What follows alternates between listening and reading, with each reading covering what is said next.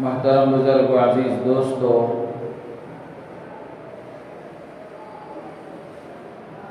آج دسمبر کی 29 تاریخ ہے۔ 2 دن بعد دسمبر کا مہینہ ختم ہونے والا ہے۔ اس طرح 2023 ختم ہو کر 2024 شروع ہونے والا ہے۔ دنیا جیسے جیسے ترقی کرتی گئی، انسانوں نے تہذیب اور کلچر کے نام پر نئے نئے تہوار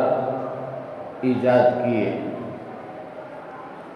نئے نئے جشن شروع کیے، تو انسانوں کے وضع کردہ اور ایجاد کردہ اور انسانوں کے شروع کیے ہوئے تہذیب اور کلچر کے نام پر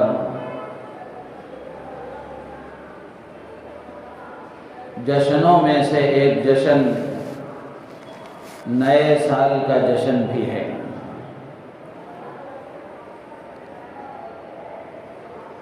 جب 31 دسمبر کی رات ہوتی ہے تو سب 12 بجنے کا انتظار کرتے ہیں۔ جیسے ہی 12 بجتے ہیں تو اس کے بعد ایک دوسرے کو نئے سال کی مبارکباد دی جاتی ہے، کیک کاٹے جاتے ہیں، گلیوں کو، دکانوں کو، سڑکوں کو سنوارا جاتا ہے، شراب خوب جم کر استعمال کی جاتی ہے، زناکاری اور بدکاری کا خوب چرچا ہوتا ہے، شراب و کباب دونوں خوب استعمال کی جاتی ہیں۔ تو یہ نئے سال کا جشن جس میں انسانیت کو شرمسار کرنے والی حرکتیں اور ایک عقل مند اور شریف انسان جن کاموں کو کبھی گوارا نہیں کر سکتا، ایسے سارے کام کیے جاتے ہیں جس میں اسراف اور فضول خرچی، غیروں کی نقالی اور مشابہت اور اللہ کی نعمتوں کی ناقدری اور وقت کو بیکار ضائع کرنے کا نام نیو ایئر سیلیبریشن رکھا گیا ہے۔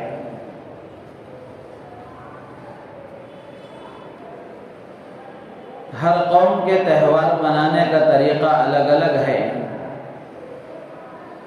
اور ہر قوم اپنا تہوار مناتی ہے تو اس کا ایک پس منظر ہوتا ہے، اس کا ایک بیک گراؤنڈ ہوتا ہے، اس کے پیچھے کوئی نہ کوئی واقعہ، کوئی نہ کوئی اہم محرک ہوتا ہے۔ لیکن ہم سب کو اللہ کا شکر ادا کرنا چاہیے کہ ہم مسلمان ہیں، اللہ کے ماننے والے ہیں، اللہ کے رسول علیہ السلام کی پاکیزہ شریعت کو تسلیم کرنے والے ہیں۔ جس طریقے زندگی کو ہم نے اختیار کیا ہے، زندگی گزارنے کا جو طریقہ ہم نے اختیار کیا ہے اس کو اسلام کہتے ہیں۔ تو اس میں خوشی کا طریقہ بھی بتایا گیا، خوشی کے موقع بھی بتائے گئے، غم کا طریقہ بھی بتایا گیا اور غم کے موقع بھی بتائے گئے کہ خوشی کب منانی چاہیے، کیسے منانی چاہیے، اس کی حد کیا ہے، اسلام نے اس کو واضح انداز میں بیان کیا۔ غم کب منانا چاہیے اور منانے کا طریقہ کیا ہے، اس کی حدیں کیا ہیں، اس کو بھی اسلام نے بیان کیا ہے۔ تو الغرض جس زندگی گزارنے کے طریقے کو ہم نے اختیار کیا ہے اور جس اسلام کو ہم مانتے ہیں، اور ہم مسلمان کہلائے جاتے ہیں تو ہم آزاد نہیں ہیں، ہم اللہ کے حکم کے پابند ہیں، اور یہ پابندی ہی میں عافیت ہے، اور اس پابندی ہی میں کامیابی اور نجات ہے۔ آزادی آدمی کو بربادی تک لے جاتی ہے، پابندی آدمی کو کامیاب بناتی ہے۔ تو میرے عزیز و دوستو بزرگوں، یہ جو نیو ایئر کا جشن ہو یا نیو ایئر کی نائٹ ہو، 31 دسمبر اور 1 جنوری کے درمیان کی جو رات ہے، اس رات میں نہ جانے کیا کیا خرافات کیے جاتے ہیں اور کیسی بےہودہ حرکتیں اللہ کی زمین پر کی جاتی ہیں۔ تو میرے عزیز و دوست و بزرگوں، اگر ہم تاریخ معلوم کریں اور یہ جاننے کی کوشش کریں کہ یہ نیو ایئر کا جشن اور نئے سال کا جشن یہ کب سے شروع ہوا اور اس کی تاریخ کیا ہے، تو لکھا ہے کتابوں میں کہ برطانیہ کی رائل نیوی کے جو نوجوان تھے، ان کا اکثر حصہ زندگی کا سمندروں میں جہازوں میں گزرتا تھا۔ اب سمندر کا تھکا دینے والا سفر جس سے وہ بیزار ہو کر خوشی کے موقع تلاش کرتے ہیں، جس میں ان کی دل بستگی کا سامان ہو اور کچھ تفریح ہو جائے، کچھ ہنسی مذاق ہو جائے، تاکہ جو بیزارگی ہے وہ ختم ہو جائے، تو اس کے لیے وہ سالگرہ مناتے تھے اور ویکنڈ کے نام پر خوشی مناتے تھے، کرسمس کے نام پر خوشی مناتے تھے۔ تو اس طرح الگ الگ تقریبات وہ جہاز کے اندر منایا کرتے تھے۔ ایک مرتبہ انہوں نے طے کیا کہ نیو ایئر کا بھی جشن منانا چاہیے تاکہ خوشی کے تہواروں میں سے ایک تہوار کا اضافہ کر لیا جائے۔ تو 31 دسمبر کی رات کو وہ جمع ہوئے، اس جہاز کے ایک حال کو سجایا اور وہاں جمع ہوئے جس میں میوزک کا انتظام کیا گیا، اور وہ اس سال گزر گیا۔ پھر اس کے بعد اگلے سال دسمبر کے آنے سے پہلے ہی وہ انتظار کیا کرتے تھے سال کے ختم ہونے کا، تاکہ ہم پھر دوبارہ اسی طرح جشن منائیں۔ تو چھوٹے افسروں نے بڑے افسروں کو درخواست دی کہ ہم نیو ایئر کا جشن منانا چاہتے ہیں، تو لہذا ہمیں اس کی اجازت دی جائے تاکہ جہاز قریبی کسی ساحل پر جا کر وہاں سے شراب و کباب کا انتظام کریں، فاحشہ اور بدکار عورتوں کو اپنے جہاز میں لا کر ان کی عزتیں لوٹی جائیں اور اس طرح خوشی منائی جائے۔ تو ان کے بڑے افسروں نے اجازت دی۔ تو اس طرح وہاں سے 19ویں صدی میں 1900 عیسوی میں سب سے پہلی مرتبہ یہ نئے سال کا جشن منایا گیا۔ یہ جشن انہی جہازوں کے اطراف رہتا تھا، ایک جہاز میں شروع ہوا تو پھر اسی طرح یہ ترقی کرتا آگے بڑھتا ہوا، دوسری جہازوں میں بھی شروع ہوا اور پھر اس سے آگے بڑھتا ہوا 1980 تک یہ جشن اور یہ خوشی کا موقع اور یہ تہوار اور یہ بےہودگی کی حرکتیں یہ سب یورپ تک محدود تھی۔ 1980 کے بعد میں یہ پھیلنا شروع ہوا۔ یہ نیو ایئر کا جشن منانے کا جو طریقہ اس وقت میں رائج ہے، یہ طریقہ یورپ سے نکل کر مغربی ملکوں میں بھی آیا اور ایشیا میں بھی آیا اور دوسرے ملکوں میں بھی آیا، پوری دنیا میں یہ طریقہ پھیلا۔ تو خلاصہ کلام یہ ہے کہ یہ جو نیو ایئر منانے کا طریقہ ہے یہ عیسائیوں کا ایجاد کردہ ہے، مسلمانوں کا نہیں ہے۔ یہ ان کے عقیدے کے مطابق جس طرح وہ 25 دسمبر کو، جیسے گزشتہ جمعہ میں نے عرض کیا کہ حضرت عیسیٰ علیہ السلام کی ولادت اور برتھ ڈے کے نام پر وہ خوشی مناتے ہیں، اسی طریقے سے 31 دسمبر کی رات اور 1 جنوری کو وہ نیو ایئر نائٹ اور نیو ایئر کا جشن مناتے ہیں۔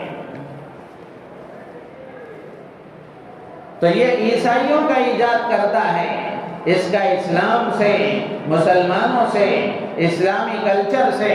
اسلامی تہذیب سے ذرا برابر کوئی تعلق نہیں ہے۔ تو پہلے تو یہ عیسائیوں تک محدود تھا، لیکن اب آج ہم دیکھیں گے، اپنے معاشرے پر نظر ڈالیں، آج مسلمان بھی عیسائیوں کی طرح، غیروں کی طرح، غیروں کی نقالی کرتے ہوئے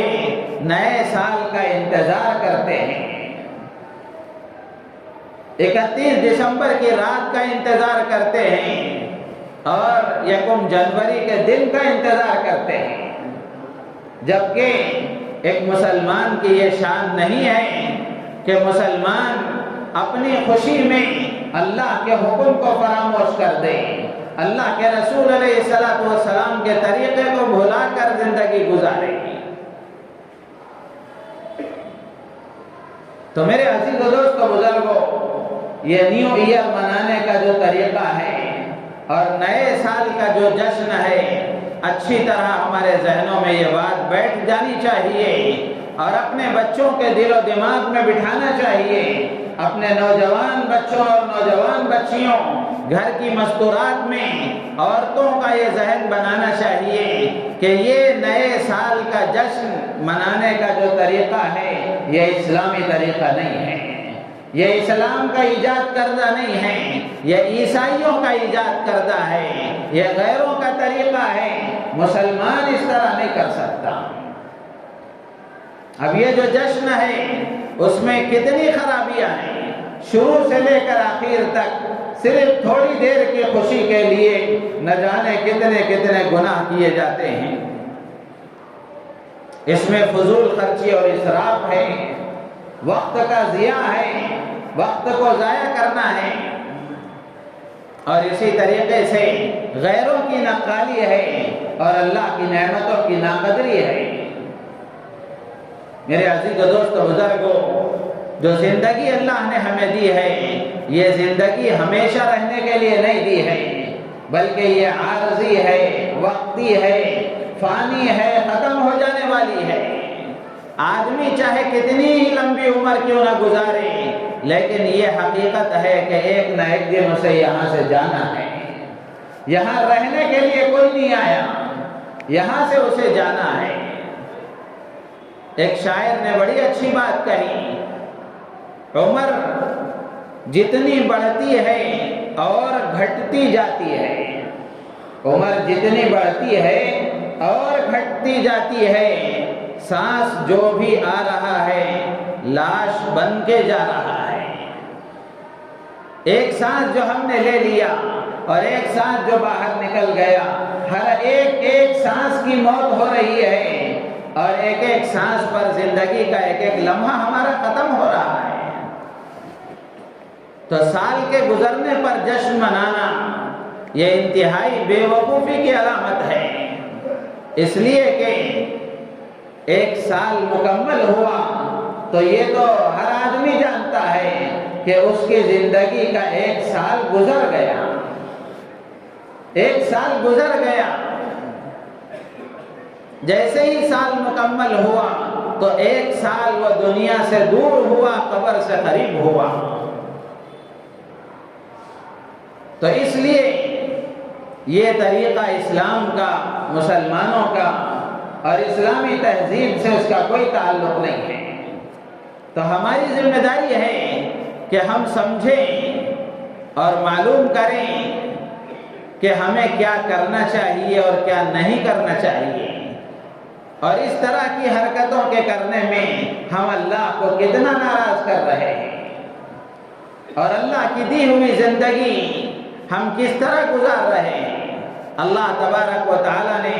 قرآن پاک میں بے شمار جگہوں پر بندوں کو متنبہ فرمایا کہ دنیا میں ہم نے تمہیں کیوں بھیجا ہے، اور یہ دنیا کی زندگی تمہیں کیوں دی ہے؟ اللہ تعالیٰ نے قرآن پاک میں فرمایا تبارک الذی بیدہ الملک وہو علی کل شیء قدیر الذی خلق الموت والحیاۃ لیبلوکم ایکم احسن عملا۔ اللہ تعالیٰ نے اس حقیقت کو سمجھایا ہے کہ موت اور حیات کو جو اللہ نے پیدا کیا ہے، جو زندگی اللہ نے تمہیں دی ہے، جو وقتی اور عارضی ہے، ختم ہو جائے گی، موت آ جائے گی، تو یہ جو زندگی تمہیں دی ہے یہ کیوں دی ہے؟ لِيَبْلُوَكُمْ أَيُّكُمْ أَحْسَنُ عَمَلًا، تاکہ اللہ تعالیٰ یہ دیکھنا چاہتے ہیں، یہ آزمانا چاہتے ہیں اور امتحان لینا چاہتے ہیں کہ تم میں سے کون اچھے عمل کرتا ہے، تم میں سے کون اپنے مقصد کو سامنے رکھ کر زندگی گزارتا ہے، تم میں سے کون اللہ کی مان کر زندگی گزارتا ہے، تم میں سے کون سرکار دو عالم صلی اللہ علیہ وسلم کی لائی ہوئی پاکیزہ شریعت کے مطابق زندگی گزارتا ہے۔ تو یہ زندگی اللہ نے ہمیں دی ہے امتحان کے لیے، اس لیے کہ یہاں جو بھی آیا ہے اسے جانا ہے۔ تو عقل مندی کا تقاضا یہ ہے کہ بندہ اپنی زندگی کو اس طرح گزارے کہ اللہ کو ناراض کرنے والا کوئی کام نہ کرے، اللہ کی نافرمانی سے اپنے آپ کو بچائے، گناہوں سے اپنے آپ کو دور رکھے، جس مقصد کے لیے اللہ نے یہ زندگی دی ہے اس مقصد میں اپنے آپ کو لگانے کی کوشش کرے۔ ہر کام کے کرنے سے پہلے، ہر بات کے بولنے سے پہلے، ہر حرکت سے پہلے آدمی یہ سوچے کہ میرے اس کام سے، میرے اس بول سے اللہ ناراض ہوتا ہے کہ راضی ہوتا ہے، اس سے میری آخرت بنتی ہے کہ بگڑتی ہے، اس میں میری قبر میں میرے لیے راحت کا سامان ہوتا ہے کہ مصیبت کا سامان ہوتا ہے۔ تو ہر آدمی کو ہر لمحہ اپنی آخرت سامنے رکھنی چاہیے، ہر لمحہ اپنی قبر کو سامنے رکھ کر زندگی گزارنا چاہیے، اور جو زندگی اللہ نے دی ہے اس کو ایک بامقصد طریقے سے زندگی گزارنی چاہیے۔ یہ جو وقت ہے اسی کا نام زندگی ہے۔ وقت بڑا قیمتی ہے، وقت بڑا قیمتی ہے۔ اگر وقت کو ہم ضائع کریں گے تو وقت ہمیں ضائع کر دے گا، وقت ہمیں برباد کر دے گا۔ عربی میں جملہ ہے الوقت کالسیف ان لم تقطعه یقطعک، کہ وقت ایک تلوار کی طرح ہے، وقت ایک تلوار کی طرح ہے، اگر تلوار کا صحیح استعمال کیا جائے تو وہ صحیح کام آئے گی، اگر غلط استعمال کیا جائے تو پھر آدمی کے لیے نقصان کا سبب ہوگی۔ تو بالکل اسی طریقے سے آدمی اگر وقت کا صحیح استعمال کرتا ہے تو وہ دنیا میں بھی ترقی کرتا ہے اور آخرت میں بھی ترقی کرتا ہے، اللہ کے بندوں کا بھی وہ محبوب بنتا ہے، اللہ کے نبی علیہ السلام کا بھی وہ محبوب بنتا ہے، اور اللہ کا بھی پسندیدہ اور محبوب بندہ بنتا ہے۔ تو اس لیے پہلی بات یہ ہے کہ ایسے موقع پر ہم میں سے ہر ایک کو سوچنا چاہیے کہ ہم جو کام کر رہے ہیں اس کام سے میرا خدا راضی ہو رہا ہے کہ ناراض ہو رہا ہے۔ ہر کام کے کرنے سے پہلے آدمی سوچے۔ اگر مسلمان غور کرے گا، یہ عادت اور یہ مزاج بنائے گا ہر کام کے کرنے سے پہلے، اللہ کی ذات عالی سے امید ہے کہ بہت ساری برائیوں سے وہ بچ جائے گا، بہت سارے غلط بول زبان سے بولنے سے وہ بچ جائے گا، اس لیے کہ جو اس کا دل ہے اندر سے اس کا دل اس کا تقاضا کرے گا کہ تم یہ جو کام کر رہے ہو یہ غلط ہے، یہ غلط ہے۔ اسی لیے اللہ کے نبی علیہ السلام نے فرمایا تھا کہ کسی بھی کام کے کرنے سے پہلے استفتی قلبک، اپنے دل سے پوچھ لو کہ یہ صحیح ہے کہ غلط ہے، دل بتائے گا کہ صحیح ہے کہ غلط ہے۔ تو میرے عزیز دوست بزرگوں، یہ اس وقت کے جو خرافات ہیں، اور اچھی طرح یہ بات بھی ہمارے ذہن میں ہونی چاہیے، کتنے افسوس کی بات ہے کہ ایسے موقع پر جبکہ ہر طرف پریشانی ہی پریشانی ہے، ہر طرف مسلمان پریشانیوں کا شکار ہیں، ہر طرف حالات ناموافق ہیں، ایسے موقع پر بھی اگر ہم ان خرافات سے نہ بچیں، ان غلط کاموں سے نہ بچیں، اور ذرا برابر بھی کبھی ہمارے اوپر جو تک نہ رہیں گے اور ہمارے اندر کوئی فکر پیدا نہ ہو اور ان غلط کاموں سے بچنے کا کوئی داعیہ پیدا نہ ہو تو پھر اور کب پیدا ہوگا؟ اور کب ہم سدھریں گے؟ اور کب ہمارے اندر تبدیلی آئے گی؟ اور کب ہم اللہ کی طرف متوجہ ہوں گے؟ اور کب ہم اپنی زندگی گزارنے کے سلیقے اور طریقے کو درست کریں گے؟ کب ہم اپنے وقت کے استعمال کو صحیح کریں گے؟ کب ہم اپنے مال کے استعمال کو صحیح کریں گے؟ اللہ کے نبی علیہ السلام نے اسی لیے حدیث میں فرمایا تھا نعمتان مقبول فیہما کثیر من الناس، اللہ کی طرف سے جو نعمتیں ملی ہیں یہ دو نعمتیں ایسی ہیں جن میں اکثر لوگ غفلت کا شکار ہیں، دھوکہ کھائے ہوئے ہیں، اور اکثر لوگ ان دو نعمتوں کا غلط استعمال کر رہے ہیں۔ اللہ کے نبی علیہ السلام نے فرمایا الصحۃ والفراغ، ایک صحت ہے اللہ کی بہت بڑی نعمت ہے۔ صحت کی قدر و قیمت بیماروں سے پوچھیں کہ صحت اللہ کی کتنی بڑی نعمت ہے۔ لیکن میرے عزیز و دوست و بزرگوں، جن کو اللہ نے صحت دی ہے اور صحت کا سب سے بہترین زمانہ جوانی کا ہے، اس جوانی میں جن کو اللہ نے جوانی دی ہے وہ نوجوان سوچیں کہ یہ صحت کا زمانہ کیسے گزر رہا ہے۔ اگر ہم اپنے معاشرے کا جائزہ لیں تو نوجوان طبقہ اللہ کی دی ہوئی اس نعمت کو کہاں استعمال کر رہا ہے؟ اللہ کی دی ہوئی اس نعمت کو کہاں استعمال کر رہا ہے؟ ہر نوجوان اپنے بارے میں غور کرے، ہر نوجوان سوچے کہ کل کو قیامت کے دن اس کا سوال ہونا ہے۔ اللہ کے نبی علیہ السلام نے فرمایا قیامت کے دن 5 باتوں کا جب تک حساب و کتاب نہ لیا جائے، 5 باتوں کی جب تک تحقیق نہ کر لی جائے، اس وقت تک حساب کی جگہ سے آدمی کا قدم ہل نہیں سکتا۔ ان میں سے ایک چیز اللہ تعالیٰ پوری زندگی کے بارے میں پوچھیں گے کہ ہم نے تمہیں زندگی دی تھی، تم نے کہاں گزاری؟ اور پھر اللہ کے نبی نے فرمایا خاص جوانی کے بارے میں سوال ہوگا کہ جوانی ہم نے تمہیں دی تھی، اس کو تم نے کہاں لگایا؟ آج کا جوان اس کی جوانی کہاں گزر رہی ہے؟ نشے میں گزر رہی ہے، موبائل میں گزر رہی ہے، بیکار کاموں میں گزر رہی ہے، لڑکیوں کے پیچھے گزر رہی ہے، گھنٹے گھنٹے لڑکیوں سے باتیں، حرام گفتگو میں گزر رہی ہے، اور نشے میں نہ جانے کیسی کیسی غلط حرکتیں اور کیسے کیسے غلط کاموں میں گزر رہی ہے۔ ایک ایک لمحہ قیمتی ہے، ایک ایک سیکنڈ قیمتی ہے۔ جوانی تو بطور خاص یہ انتہائی قیمتی چیز ہے۔ ہر نوجوان سوچیں کل قیامت کے دن اپنے بارے میں سوچے، دوسروں کے بارے میں نہیں۔ ہر نوجوان تنہائی میں بیٹھ کر سوچے کل قیامت کے دن اللہ تعالیٰ مجھ سے جوانی کے بارے میں پوچھے کہ تیری راتیں کیسی گزری، تیری تنہائی کیسے گزری، تیرا دن کیسے گزرا، تیرے مجمع کیسے تھے،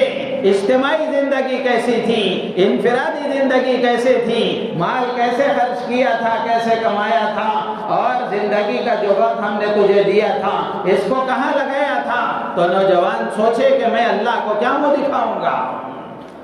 کیا یہ کہوں گا کہ رات کے گھنٹے گھنٹے لڑکی سے بات کرنے میں گزر گئے، اور رات کا اکثر عرصہ اندھیروں میں قبرستانوں تک کو نہیں چھوڑا، نوجوانوں نے قبرستانوں تک کو نہیں چھوڑا، اس کو بھی نشے کا اڈا بنا لیا۔ یہاں میسور روڈ قبرستان میں آپ رات میں جا کر کے دیکھیں، وہاں بھی نشے کی بدبو آپ کو آئے گی۔ قبرستان میں جا کر بھی آدمی کو قبر یاد نہ آئے اور کہاں یاد آئے گی؟ اندھیرے تلاش کیے جاتے ہیں اور تنہائی کی جگہ تلاش کی جاتی ہیں، وہاں جا کر یہ ساری برائیاں کی جاتی ہیں۔ اور اب تو حالات بدل گئے ہیں، ماحول اس سے آگے بڑھ گیا ہے، اب تنہائیوں کی کوئی جگہ نہیں، اب تو کھلے عام سارے کام کیے جا رہے ہیں، کھلے عام سارے کام کیے جا رہے ہیں، کھلا اللہ سے بغاوت کا اعلان کیا جا رہا ہے۔ میرے عزیز و دوست بزرگوں، ہر آدمی کو سوچنا چاہیے جس زمین پر ہم رہ رہے ہیں یہ زمین اللہ کی ہے، जिस आसमान के साए तले जिंदगी गुजार रहे हैं, ये आसमान अल्लाह का है। जिन हाथों पैर से गुनाह कर रहे हैं, ये अल्लाह के दिए हुए हैं। जिन आंखों से गलत देख रहे हैं, ये आंखें खुदा की दी हुई हैं। जिन कानों से गलत आवाजें अंदर जा रही हैं, ये कान अल्लाह के दिए हुए हैं। जिन दिल दिमाग को इस्तेमाल करके गलत हरकतें की जा रही हैं, ये दिलो दिमाग अल्लाह का दिया हुआ है। माल अल्लाह का दिया हुआ है, वक्त अल्लाह का दिया हुआ है, सलाहियतें अल्लाह की दी हुई हैं। कल अल्लाह ताला पूछेंगे तो क्या जवाब देंगे? नौजवानों से बतौर खास अर्ज करूंगा, दूसरी कौमें जो करें वो करें, उससे हमें कोई मतलब नहीं है, उससे हमें कोई मतलब नहीं है। हम आपसे ये कह रहे हैं, हम अपने आप से ये कह रहे हैं, हमारी जिम्मेदारी है कि हम अपने आप को अल्लाह के हुक्म का पाबंद बनाएं।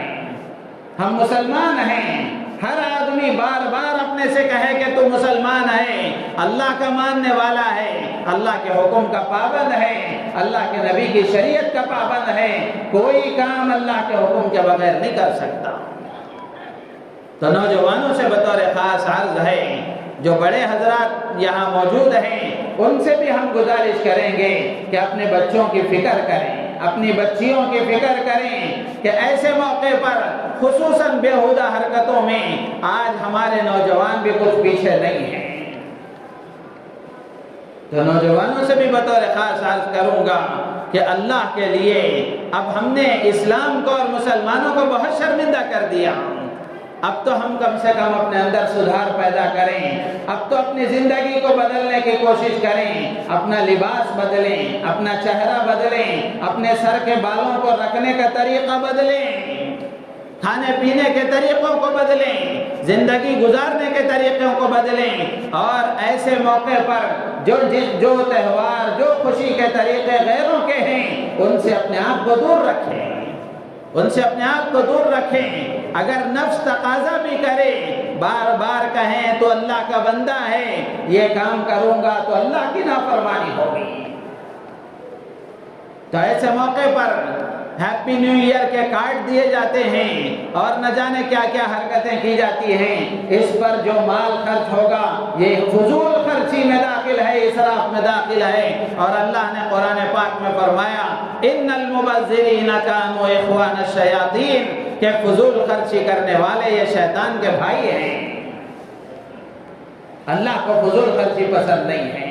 दोनों चीजें अल्लाह को पसंद नहीं हैं। इस्लाम इत्तेदाल की तालीम देता है, न कंजूसी और बखालत अल्लाह को पसंद है, न इसराफ और फजूल खर्ची अल्लाह को पसंद है। दोनों चीजें अल्लाह को पसंद नहीं है। दरमियानी रास्ता इत्तेदाल के साथ खर्च करना ये अल्लाह को पसंद है। तो इसलिए अगर इस मौके पर हम उन खुशी के मौके पर शरीक होकर उन त्योहारों को सही तरीके से मनाने की कोशिश करेंगे, तो फिर इसमें इसराफ और फजूल खर्ची होगी और अल्लाह के हुक्म की बगावत होगी और अल्लाह को नाराज करने वाला काम होगा। तो मेरे अजीज़ दोस्तों बुजुर्गों, इसराफ और फजूल खर्ची ये भी हराम है, उससे बचना भी हमारी जिम्मेदारी है। और इसी तरीके से वक्त की कदर और कीमत को पहचानें,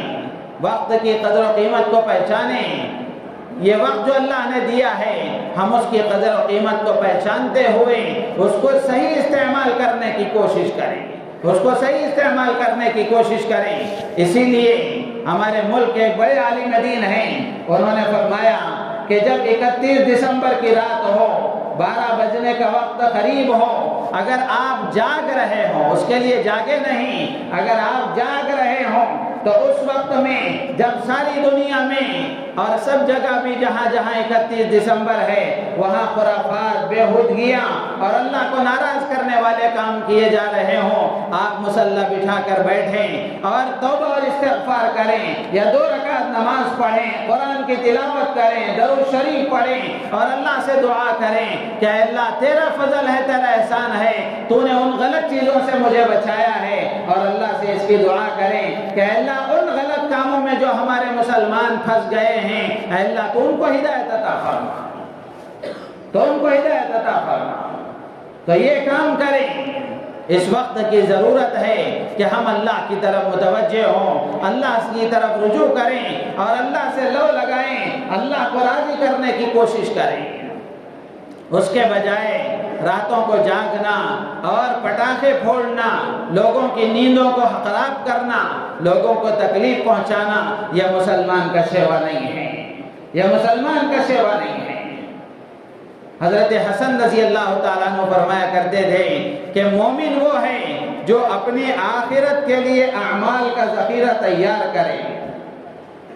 بہت گہرا جملہ ہے، سمجھنے کی کوشش کریں۔ حضرت حسن رضی اللہ تعالیٰ عنہ فرمایا کرتے تھے کہ مومن وہ ہے جو اپنی آخرت کے لیے اعمال کا ذخیرہ اکٹھا کرے، کافر وہ ہے جو اپنی دنیا کے مزے اڑانے میں لگا رہے۔ یہ اللہ کے نبی کے ارشاد کا خلاصہ ہے۔ اللہ کے نبی نے فرمایا تھا الدنیا سجن المؤمن وجنت للکافر۔ اللہ کے نبی علیہ السلام نے فرمایا تھا کہ دنیا ایمان والے کے لیے قید خانہ ہے۔ قید خانے کا مطلب یہ ہے کہ جیل میں، قید خانے میں جو قیدی ہوتا ہے وہ آزاد نہیں ہوتا، بلکہ قید خانے کے جو قوانین ہیں، وہاں کے جو اصول و ضوابط ہیں، اس کو وہاں پابند ہونا پڑے گا۔ تو بالکل اسی طرح جس دنیا میں ہم زندگی گزار رہے ہیں، یہ اللہ کی طرف سے دی ہوئی زندگی ہے، اس میں ہم اللہ کے حکم کے پابند ہیں۔ کوئی کام اللہ کے حکم کے خلاف ہم نہیں کر سکتے، کوئی کام اللہ کے نبی کی شریعت کے خلاف ہم نہیں کر سکتے۔ تو اس لیے ہماری ذمہ داری ہے کہ ہم اللہ کے حکم کے پابند بن کر زندگی گزاریں۔ اور رہا مسئلہ اللہ کو نہ ماننے والے کا، تو اللہ کے نبی نے فرمایا تو وہ اس کے لیے تو یہ جنت ہے۔ جنت میں جس طرح کوئی روک ٹوک نہیں، کوئی قید نہیں، آدمی جو چاہے گا اس کو ملے گا، جیسا چاہے گا ویسا ملے گا، جب چاہے گا جب تب ملے گا، جب چاہے گا تب ملے گا، جتنا چاہے اتنا ملے گا۔ تو بالکل اسی طریقے سے جو اللہ کو ماننے والا نہیں ہے، جس کے سامنے کوئی شریعت نہیں ہے، اس کے لیے زندگی گزارنے کا کوئی آئیڈیل اور نمونہ طریقہ نہیں ہے، وہ جیسے چاہے زندگی گزارے، اس کے لیے کوئی پابندیاں نہیں ہیں۔ ہم تو اللہ کے ماننے والے ہیں، اللہ کے رسول علیہ السلام کی رسالت کو تسلیم کرنے والے ہیں، تو ہماری ذمہ داری بنتی ہے کہ ہم ایسے موقع پر ان غلط کاموں میں اپنے آپ کو شریک نہ کریں، ان غلط کاموں میں اپنے آپ کو شریک نہ کریں۔ اگر ہمارے اندر دل ہے، ہم اپنے اندر دل رکھتے ہیں، تو ایسے موقع پر کم سے کم غزہ کے ان چھوٹے چھوٹے بچوں کو یاد کریں کہ ان کی زندگیاں کیسے گزر رہی ہیں اور ان پر کیسے ظلم کے پہاڑ توڑے جا رہے ہیں، اور یہاں ہم شراب و کباب میں لگے ہوئے ہیں۔ کل قیامت کے دن وہ بچے بھی ہوں گے، وہ مائیں بھی ہوں گی، وہ بہنیں بھی ہوں گی، وہ مرد بھی ہوں گے، وہ نوجوان بھی ہوں گے، اور ایک ہم بھی ہوں گے۔ کل قیامت کے دن اللہ کے سامنے، ان کے سامنے کیا منہ دکھا پائیں گے؟ تو میرے عزیز و دوست بزرگوں، بہت ہی عاجزانہ درخواست ہے کہ جتنے پچھلے گزر گئے وہ گزر گئے، جیسا گزر گیا گزر گیا، اب آگے ہم اپنی زندگی کو سدھارنے کی کوشش کریں۔ ذوالنون مصری رحمت اللہ علیہ فرمایا کرتے تھے جو وقت گزر گیا اس پر پچھتاؤ نہیں، جو آنے والا ہے اس کا اندیشہ کرو نہیں، بلکہ جو وقت موجود ہے اس کو صحیح استعمال کرنے کی کوشش کرو۔ اللہ نے مثال کے طور پر آج جمعے کا دن اللہ نے ہمیں دیا ہے، ہماری ذمہ داری ہے کہ ہم اس کو صحیح گزارنے کی کوشش کریں، اس کو صحیح گزارنے کی کوشش کریں۔ تو اب یہ دسمبر کا مہینہ ختم ہوگا، جنوری کا مہینہ شروع ہوگا، تو ایک بات یہ بھی ذہن میں رکھنا چاہیے کہ ہمارا جو اس سال شروع ہوتا ہے وہ محرم الحرام سے شروع ہوتا ہے اور ذی الحجہ پر ختم ہوتا ہے، اس لیے کہ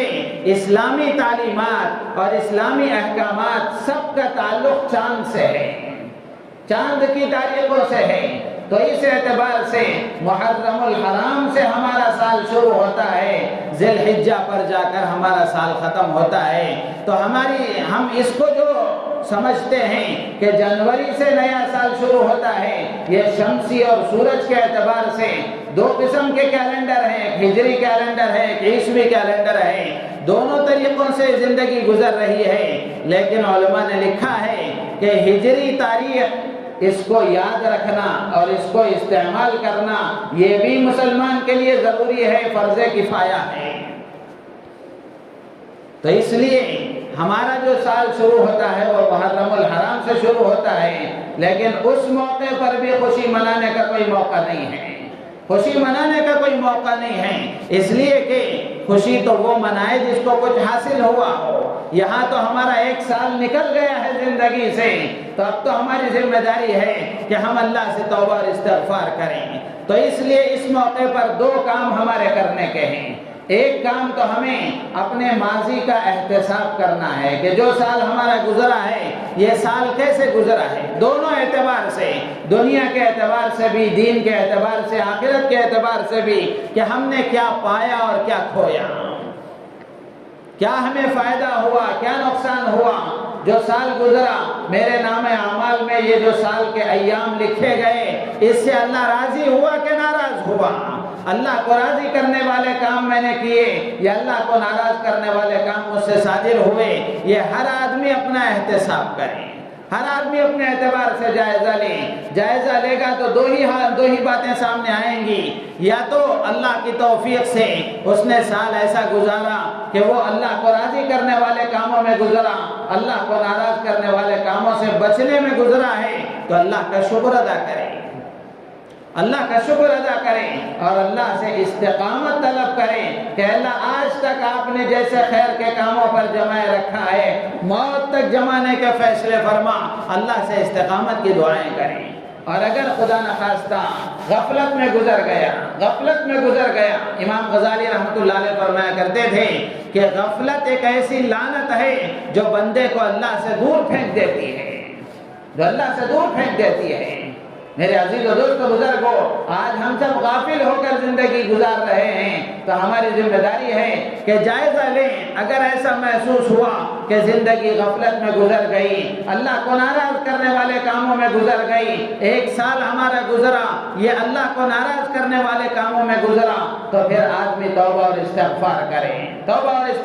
کریں، اس لیے کہ اللہ تبارک و تعالیٰ کی رحمت ہر وقت بندے کے انتظار میں رہتی ہے۔ بندہ ایک آنسو ٹپکاتا ہے، 2 آنسو کے قطرے آنکھ سے گرتے ہیں، اللہ تبارک و تعالیٰ زندگی بھر کے گناہوں کو معاف فرما دیتے ہیں۔ بہت سارے نوجوان بھی اور بہت سارے لوگ بھی یہ بڑی آسانی سے کہہ دیتے ہیں کہ اب تو زندگی کا بڑا حصہ گزر گیا، اب کیا اللہ ہم سے راضی ہوگا؟ تو یہ انتہائی خطرناک بات ہے۔ دیکھنے کے لیے جملہ تو بہت اچھا لگ رہا ہے، لیکن انتہائی خطرناک بات ہے، اس لیے کہ اللہ تبارک و تعالیٰ تو غفور الرحیم ہے، بندہ کتنے گناہ کیوں نہ کر لے، اللہ تبارک و تعالیٰ ہر حال میں اس کو معاف فرما دیں گے۔ اسی لیے حدیث میں فرمایا گیا التائب من الذنب کمن لا ذنب لہ، گناہ سے توبہ کرنے والا ایسا ہے جیسا اس نے گناہ کیا ہی نہیں۔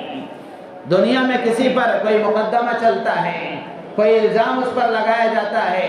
بعد میں چل کر وہ بری بھی ہو جائے اور یہ لکھ بھی دیا جائے کہ باعزت اس کو بری کر دیا گیا، لیکن پھر بھی وہ فائل جس میں اس کو مجرم لکھا گیا ہے وہ فائل محفوظ رہتی ہے۔ لیکن اللہ کو جو دستور ہے وہ ایسا ہے کہ بندہ گناہ کرنے کے بعد اللہ سے توبہ کر لیتا ہے تو پھر اللہ تبارک و تعالیٰ اس کے نام اعمال سے بھی اس کو مٹا دیتے ہیں۔ جس زمین پر وہ گناہ ہوا ہے وہ زمین کو بھی اللہ تعالیٰ بھلا دیتے ہیں، جن اعضاء و جوارح سے وہ حرکتیں ہوئی ہیں اللہ تعالیٰ ان اعضاء و جوارح کو بھی بھلا دیتے ہیں۔ تو اس لیے